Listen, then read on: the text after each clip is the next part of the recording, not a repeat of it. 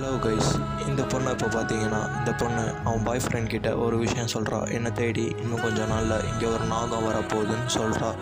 அதை கேட்டு அவன் பாய் ஃப்ரெண்ட் ஆச்சரியப்படுறான். அவள் சொன்ன மாதிரியே அவள் இருக்க பில்டிங்க்கு ஒரு நாகம் வருது. அந்த நாகம் அந்த பில்டிங்கை சுற்றி வந்துக்கிட்டு இருக்கு. அதை பார்த்த பொதுமக்கள் எல்லாமே பயத்தில் ஓடி போகிறாங்க. அவள் மாடி மேலே நின்றுக்கிட்டு அவள் அந்த நாகத்துக்கிட்ட சொல்கிறா, என்ன உன்னால் பிடிக்கவே முடியாதுன்னு. அதுக்கு அந்த நாகம் வெறி கொண்டு கத்திக்கிட்டு இருக்கு. அவள் இன்னும் கொஞ்சம் நேரத்துலேயே மிலிட்ரியும் அங்கே வந்துருச்சு. அந்த மிலிட்ரி அந்த நாகத்தை சுட ஆரம்பிக்குது. அந்த நாகமும் எவ்வளவோ போராடி பார்க்குது.